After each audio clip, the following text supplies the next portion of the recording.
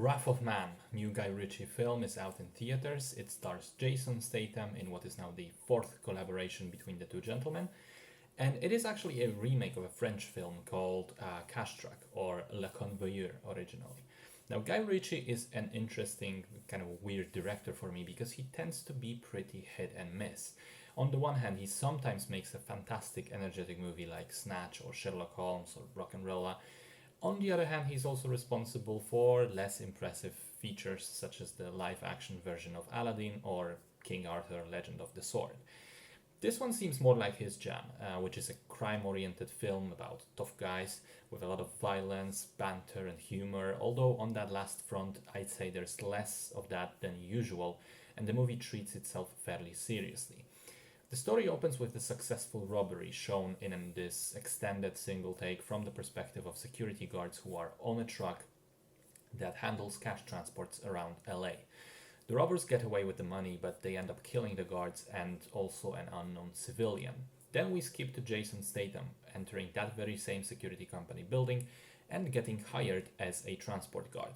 He wants to appear normal and regular and unassuming, but we know it's Jason Statham, and it's kind of clear from the looks of him that he has some sort of hidden agenda. Quickly, that is confirmed. He's most likely looking for revenge by looking for the people, responsible for that robbery. And we don't yet know what he's taking revenge for, and we only know that he believes that the best way to do that is to sort of uncover the mole on the inside of the security company that he believes is there working with the robbery crew. And in the process, we'll also go into these extended flashbacks to understand his backstory, who the robbers actually were, and the other details as to how this whole mess came to be. So the film is split into 4 different chapters with individual title cards, and in a way they're all kind of different types of film, different vibes or genres. The first chapter is basically a by-the-book Jason Statham movie played straight. He's a tough guy, he kills bad people while looking menacing. That's about it. It's a revenge film.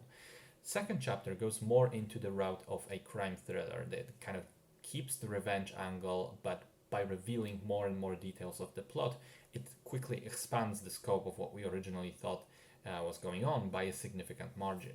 And finally, the last 2 chapters are essentially a heist movie, where we switch perspective for a while to the robbery crew, while still keeping Statham involved as this agent of retribution and this wild card of sorts. Now, usually when a movie tries to mix genres like this, the result can be chaotic and messy, and it's difficult to handle the changes in tone.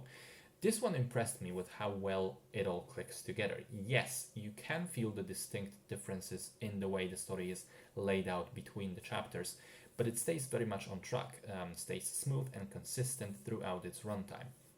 And by executing those slight changes in tone and direction, I think it elegantly subverts the audience expectations. Because in Act 1, you think, okay, this is just going to be 2 hours of Jason Statham murdering fools left and right. And then it says, no, actually, this is going to be slightly different. And then once again, it switches from the, let's say, mafia movie to a heist film, just as you are getting eased into what was going on. I liked it. I think that these pivots keep things fresh and engaging. Jason Statham is obviously a great lead in roles like these, although there were moments where I was questioning whether he wasn't crossing a line into parody territory. I mean, there are even a few moments which are definitely comedic with him, and he just plays it straight. And also, there's one scene where he confronts one of the coworkers he suspects in the middle of the night at their apartment, and it's basically straight up lifted from Spy, like the whole scene, which is a movie where Jason Statham does play a parody version of himself. But anyway, he does work quite well as this hard-boiled fellow. I thought the film was quite nicely shot, especially the first act has a ton of longer single takes, uninterrupted, which made me think that the cinematography was actually way better than the movie deserved. Although by the end there are some problems on that front. I thought that the final heist sequence especially, there are moments which are a bit chaotic and make it hard to follow because of the editing. The music is great, and again, especially the first act, uses the main motive quite heavily to build and maintain the tension throughout, which was interesting to me. There's a scene which feels like it should be a breather for the audience. Statham goes drinking and playing pool with his new coworkers, but the ominous theme that played before on the job and during the robbery it keeps playing and it changes the tone of that scene from light and comedic to tense. It keeps us as the audience on our toes. We just expect that things can go very wrong at any time. There are some problems with the film. There's a subplot with a female coworker which seems like it's setting things up for a later payoff, but it ends up going basically nowhere. And there is a moment or two when you have to question the amount of damage that Statham can take and still keep going. But other than that, I found it to be a pretty competent crime oriented film that manages to borrow heavily from several different subgenres and marry those elements successfully, which is not an easy thing to do.